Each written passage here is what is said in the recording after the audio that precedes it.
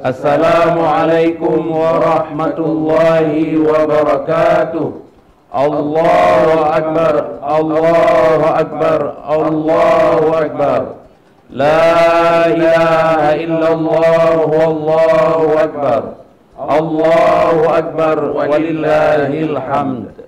Saya Profesor Dr. Haji Warul Walidin AKMA, Rektor Universitas Islam Negeri UIN Araniri, Banda Aceh, beserta segenap sivitas akademika mengucapkan selamat Hari Raya Idul Fitri 1440 Hijriah 2019 Miladiah. Mohon maaf lahir dan batin. Wassalamualaikum warahmatullahi wabarakatuh.